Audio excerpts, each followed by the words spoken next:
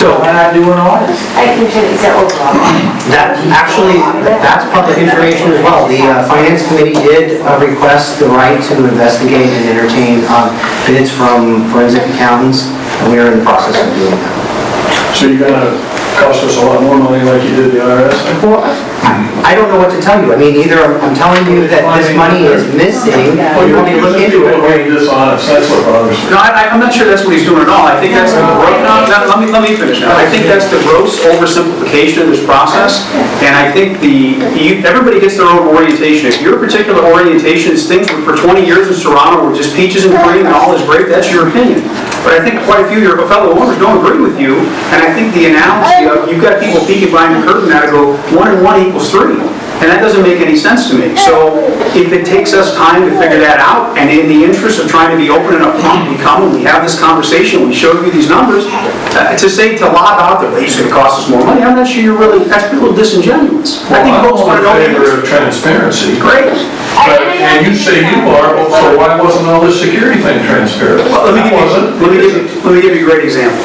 If you have let's have a hypothetical situation about it. If you have internal employees that you are publicly debating whether or not they're going to keep their jobs, right? And one of them then, while this debate's going on, slips and falls. You own that. He's your employee, you own that cost. If documents go missing, all of a sudden patrol orders or restraining order lists at the gatehouses turn up missing, or contractor passes turn up missing, or your gatehouse, universal gatehouse remotes, the ones that open every gate in the Serrano, if they turn up missing. These are the things you don't want to happen, right? This is what happens. This is what you don't want to happen. Every one of those things happen. In 1 week. Can you say every one of those things happen? Can you do that again, please? Just say that again. What happened? The restraining order list at the gatehouse, the list of people we don't allow in the community because they have restraining orders, when Paladin came over, was gone. It disappeared. The list of approved contractors, the ones so you don't have a big pile up of cars trying to get in every day, disappeared. The universal remotes that open every gate in this community, that were on the keys for the patrol vehicles, disappeared. The furniture in the gatehouses, disappeared. Paladin comes down to the management office, we need these documents. We need the process that you've got. Where's the process for issuing contractor? It's all gone. That was in 1 week. In 1 week. So extrapolate what could happen over a month. So it's good now we have Maybe that's because they're not screwed. There were 24 employees that were invited to come speak to Paladin about continuing with their job. 12 of them walked out. Didn't even hear the pitch. I think we ultimately kept 7 of them, and most of the ones that I've spoken to have all said Paladin is a squared away, good choice, we're happy. One of them hopes to be, one of the officers actually lives in Serrano and stopped me and asked me when the next board meeting is because he wants to come and tell me what his experiences have been. But let's not labor under this delusion that somehow we can have this, let's send an RFP out and publicly debate the future of 22 employees in front of them, while we own all the liability associated with the cost of their employment. Well, I totally disagree. I think you could have sat down with them well in advance and said, you know what, we are considering going to third-party services. We want you to know up front, because we're straightforward folks, and we're considering it. We haven't made a decision. We're going to get some quotes. We're going to compare them. This might happen. It might not happen. But if you got the bad reaction that you got, and I hadn't heard that before tonight, if you got that, very likely it's because they feel like they got Shanghai. So every one of these people that got Shanghai, Well, you're going to have to go, I don't know anything about why any of this happened. but let me answer what you said. So the people that got Shanghai were offered employment at a higher wage. With 4 days notice. Well, it wasn't 4 days notice. That's not it. It was 7, 8, 9, 10 days notice. The opportunity for them to come to work at a higher wage, to receive enhanced training at the expense of the vendor, coupled with the fact that they all had the opportunity, every one of them was guaranteed placement. So nobody had to lose their job anyway. That's not cool that they got rid of the restraining order list. That's hurting homeowners. That's wrong. It's an imperfect world, that's what we're dealing with sometimes. I'm just saying. So, and every employee that is separated received some compensation for their severance under the agreement that they would continue to work productively for the owners and the community until their last day, whether they chose to stay or left. And I just They were want- compensated for that. I just want to remind you that you can see this board is divided. We're not all here, we're not having a meeting tonight, we're just telling you, we're the ones that are perceivably believed to be the ones that have created this problem, but it was a unanimous decision. We were trying to protect the owners association first. We're giving you examples of things that still happen even though we did all of these things, including we signed a 30-day out contract so that the owners association and whoever wants to be on the traffic and safety committee could have input on what do the services look like in the long run. We didn't lock you into anything, but we wanted to get you out of what we were in at the time. Ma'am, Just one thing. I was one of those that was laid off. I thought it was handled very poorly in the sense that we got called into a meeting, we got laid off, and then all of a sudden, the new security comes in to talk to us. Of course, I stayed for the meeting because I wanted to hear what they had to say, but people were so upset. They could have waited at least one day or two and then called that meeting with the new security. But to come barging in and having that, meeting to tell us, we'll offer you a job, people were really upset, and that's why they left. But they didn't just So that's leave. staff issue. They didn't just leave, they also would stop cars at the gates on the way into the community, and they would tell the people coming into the community these stories about, we're not militant enough, where they're hiring more militant people to come and police you. A couple of people called me and said, my wife got stopped as she was driving into the community, and the gate alarm wasn't raised, and the officer walked out to tell her this tale. A sheriff's deputy told me that he got flagged down by one of our patrol officers. This is during the week. This is during the 1 week. And the sheriff's officer was told all kinds of things. They're getting rid of all the management. They're firing everybody. They're going external. This happened to your... They didn't? Did it happen to your wife? Yeah, Emily? yes, it did, it was stopped. So I just mean, if you didn't see it, that's great. I'm glad it didn't happen to you, but it sure did to other people. That's with 1 week. That's with 1 week. Extrapolate that over a month. And what you said earlier to me is equally disturbing, that you would have this conversation with them, hey, we're thinking about getting rid of your job, and then what if at the end of the discussion you decide not to? You've created all the anxiety and all the angst among these people for nothing. Well, I happen to believe that if you're straightforward with people and you give them plenty of notice, then they have an opportunity to do whatever it is they feel they need to do for their future. And to lay it on with minimal notice is immoral in my opinion. I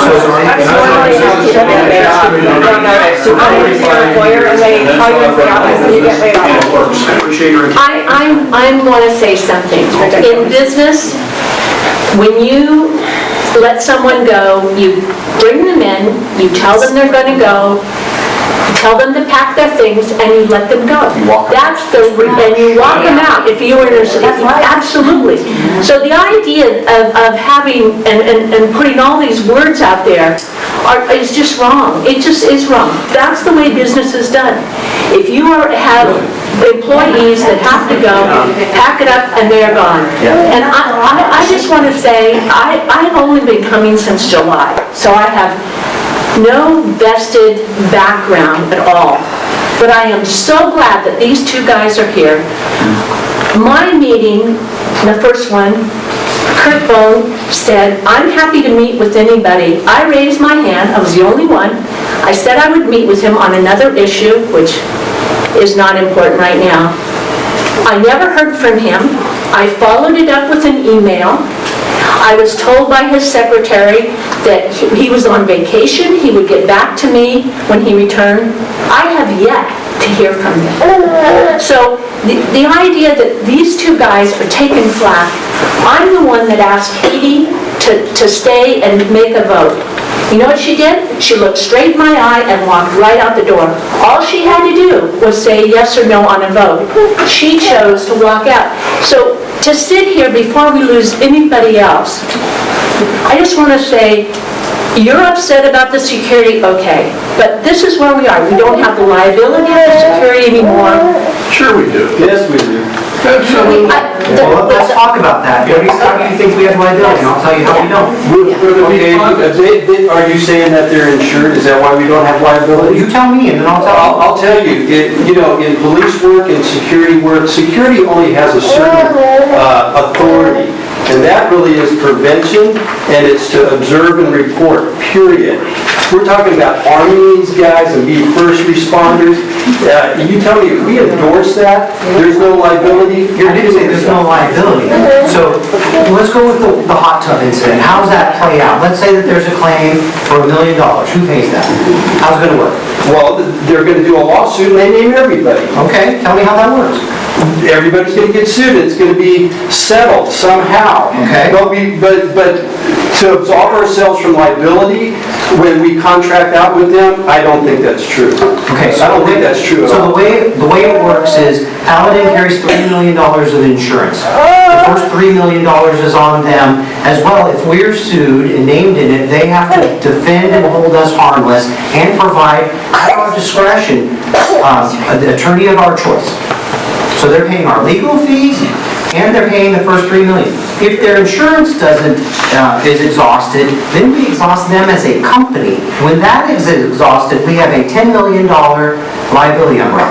It doesn't get any better than that. Okay, we're protected, but we still are liable. We still can be liable. So the only way we wouldn't be is to shut down security and have no security at all. Well, I'm just going to say this because I don't go to all meetings, but I'm telling you, I know the training, and if you look at the training for what these officers do, it's not like some big figure. You know, even for arming them, it's 8 hours of lecture and 6 hours at the range. What were they doing before? Sir, I think it's important because you are in business, you understand. So you know the PC 832. I teach PC 832. So, and that's what every officer that works up here has as a member. Aside from their, Yeah. so let me say, the law says they only need 40 hours of training. Before we get an officer up here, they've got the PC 832, a full 2-week PC 832, and 240 hours internally. And the Paladin has their own security training school. They teach other companies' officers for the BSIS level 1, level 2. Okay, let me throw out something.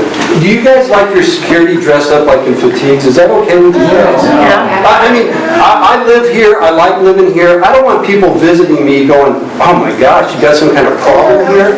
I mean, I was in security for 3 years after I retired from the highway patrol. We asked our clients, how do you want us to dress? That was the first thing, because we were representing them. I don't like them in fatigues, and I don't like their little demeanor and attitude that they've had when I try to wave at them. I see their look, and you know something? Sir, I'm not sure that their demeanor is subjective to it. Let's answer the uniform question. Okay. Paladin is a company that operates in the city of Sacramento. The city of Sacramento is one of 3 jurisdictions in Northern California that chooses by law to regulate what color uniforms the officers can wear. They don't wear fatigues. That's not what they're wearing. They're wearing the regular Class A uniform. They're wearing what you wore on the highway patrol, but it's in green. So if you look at it, it's exactly the same uniform. The fly shirt, flying cross, pants, and shirt. In the city of Sacramento, I understand that, but their business is. So when they outfit and equip their officers, they have to follow the law. In the city of Sacramento, they can't wear blue, black, or tan. Correct. So if you eliminate blue, black, or tan, that's a combination, you don't have a whole lot of different color choices left. Now, El Dorado County does not regulate that. So if part of our process going forward is folks want to change the color of the uniform, go ahead, no problem. That's not written in stone. They've said they're more than happy. Listen, you want to pay for the uniforms? We're more than happy to change the color. Well, we're a company that operates in the metropolitan area. We've got to be in compliance with the law. The law says no blue, black, or tan. So look at your color palette, there's not a whole lot left. But the other point I want to say about liability is not too, well, it was probably pre-2008. One of our Serrano officers got into a beef with a guy with a leaf blower. He was blowing the leaf blower after hours, and they got in a fight. The officer and the owner got in a fight. Guess who got arrested? The officer got arrested. Now, post-2008, when these are your employees, whose liability is that? Yours. 100%.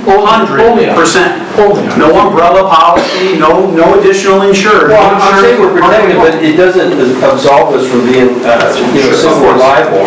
That's my only point. It's not like King's X. No, but it's not direct liability. But I'm just saying, it's a very important point, just like these post orders that you talk about, I hope you have somebody legitimate look at those about detentions, consensual encounters, Fourth Amendment rights, all those kind of things.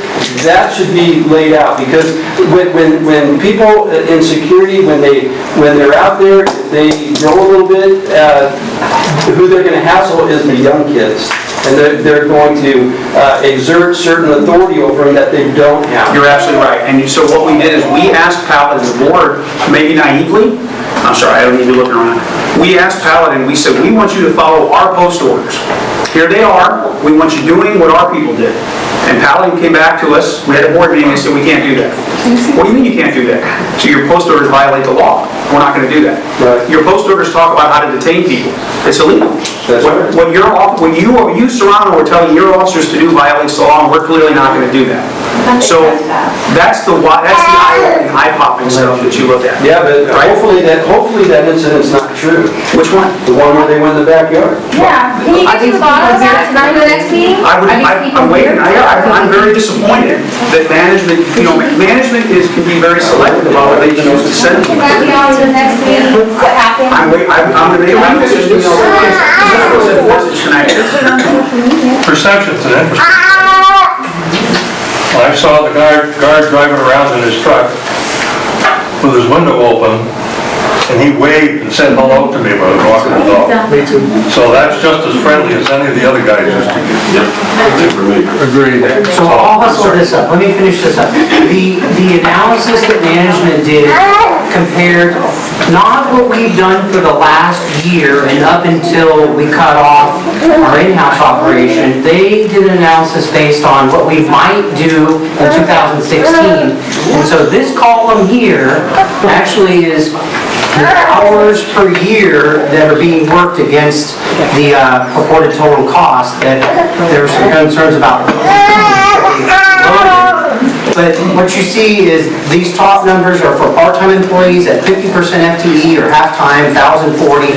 And for 17 full-time employees at 52 weeks a year, 40 hours a week is how they arrived at a maximum number of 40,560. Dan, can you quiet that child,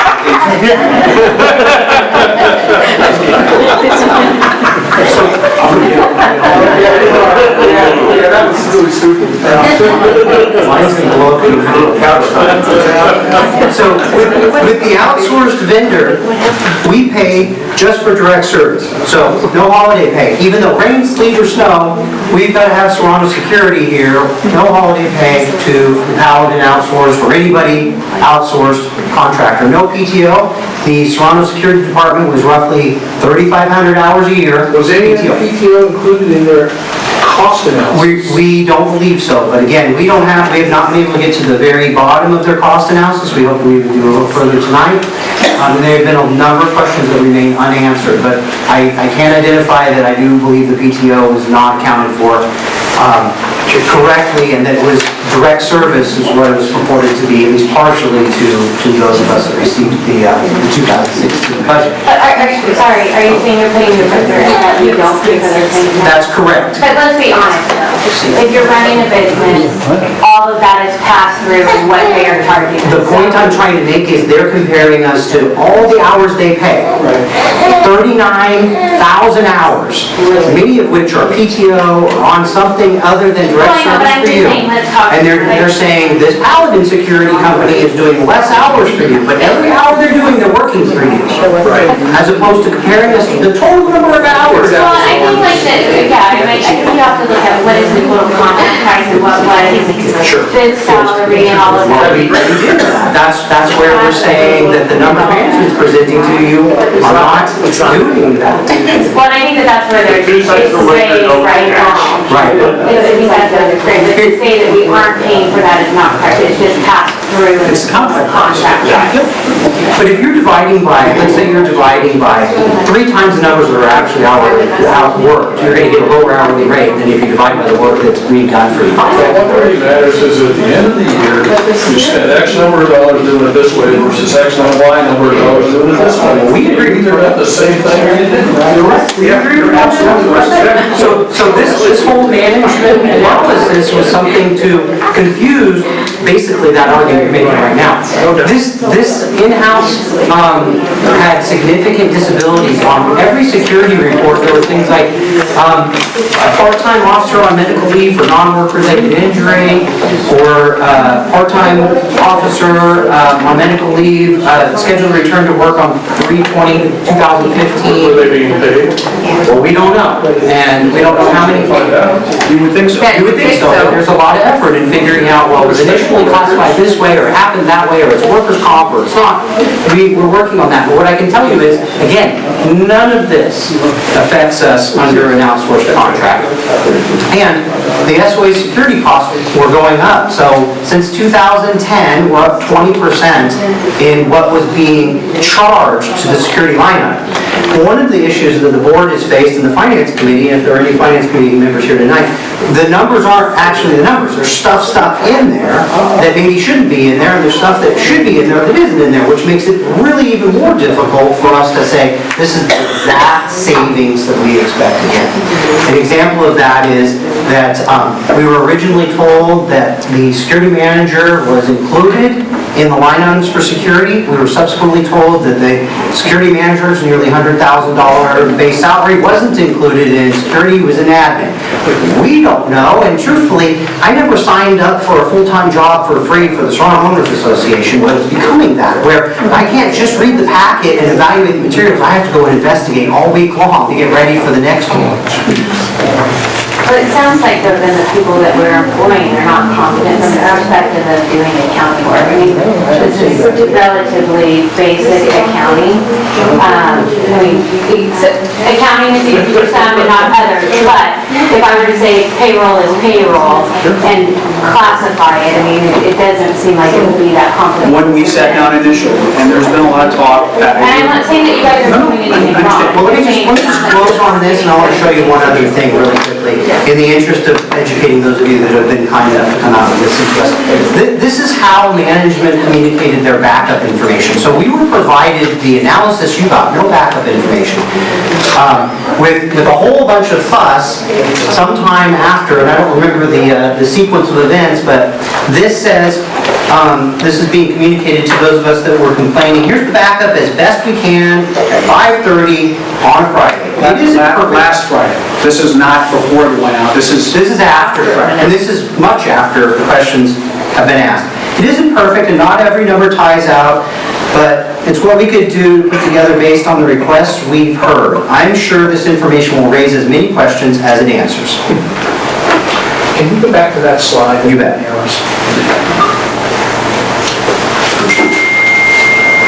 There it is. I'm Neil McClens. I'm a homeowner in K3, K4, and I got this report, you know, it came out with the budget. It was a, I clicked a few times.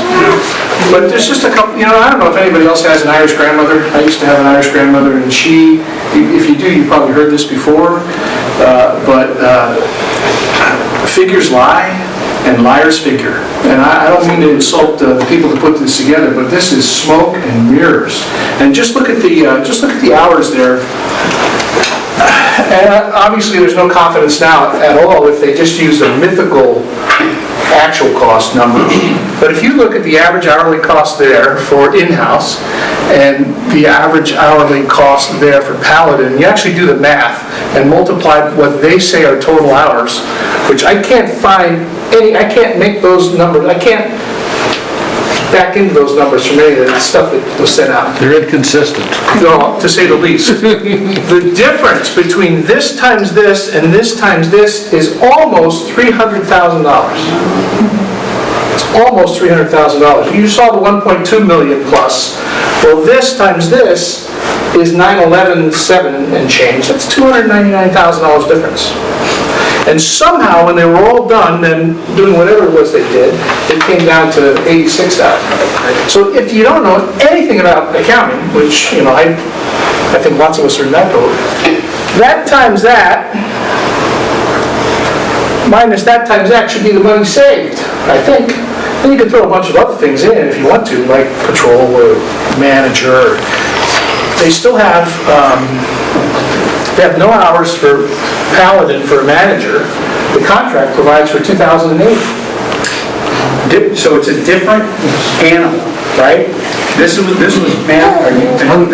my issue I had when I replied back to management.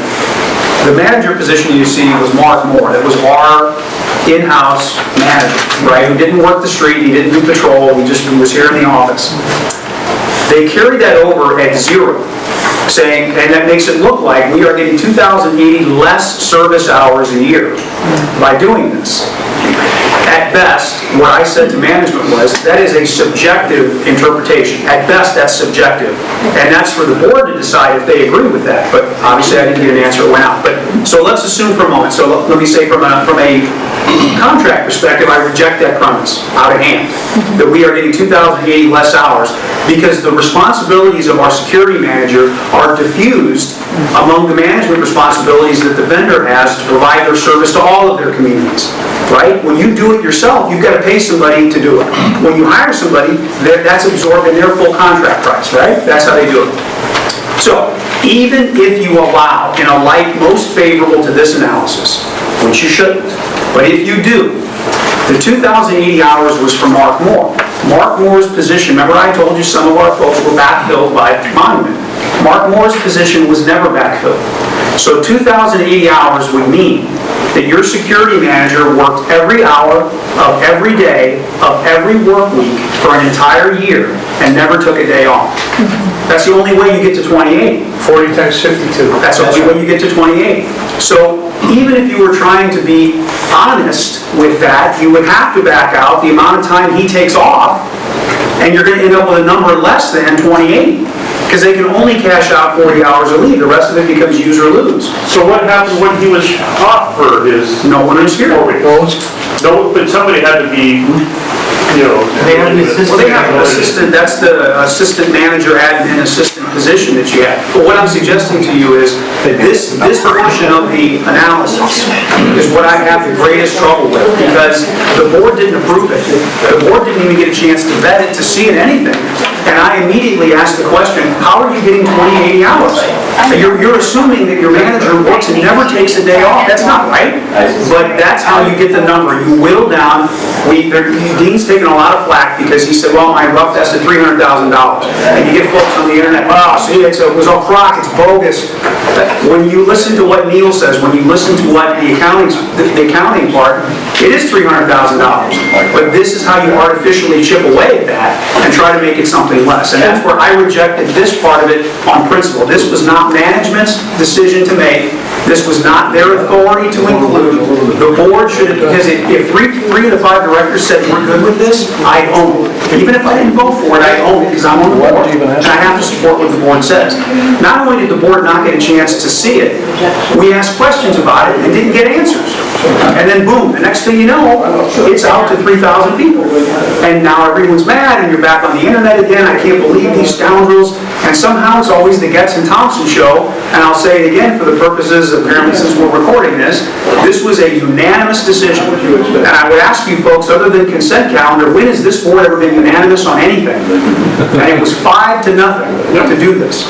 So all I'm asking is, you may disagree with how it was done, you may have issues with how it was accounted, but this wasn't some 3-2, no one can pound their shoe on the table and say, I was the lone voice of reason against this insanity. This was 5-0. And this idea that you can smear Dean or you can smear me, and I'm sorry, I'm going to have to push back on that. That's not accurate, that's not fair, and that's not holding everybody accountable. You're not happy with the way it was done, that's great. The board never got a chance to approve this, they never got a chance to say it was okay, and you had a general manager that sent it out on his own. So Let me just add a couple things. We're looking at every aspect of how the owners association works with a fresh set of eyes. So for example, the phone number that you dial for security, we find out that that rings at the main gatehouse. East gatehouse, that's what I meant to say.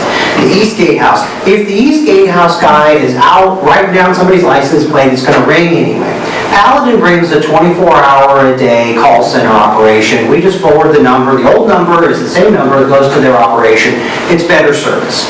There's no accounting for that, and frankly, there probably shouldn't be any accounting for that. But the list goes on from there to every little, like, we glazed over. They've got microchipping for pets to find pets. They're willing to wrangle rattlesnakes and so on and so forth. We really believed that we were doing right in reducing the liability, in reducing the cost, in doing our best to offer our existing employees a job without creating additional liability to the owners, not entering into a long-term contract so that we could have a discussion about what do we really want and not being committed to Paladin. And we really did believe, and we were advised, and I'll tell you, we were strongly advised not to do it in open session with everybody and stress everybody out as to whether we can get there, we can't get there with the votes. That was not appropriate. It wasn't even on the table. This analysis supports the idea that we don't have a unified front, and that's what we want to identify. We're not afraid of the truth, and we're willing to share it. And I have one more short few slides I want to show you guys before you leave for those of you who stay late. Just a couple more things, and I'll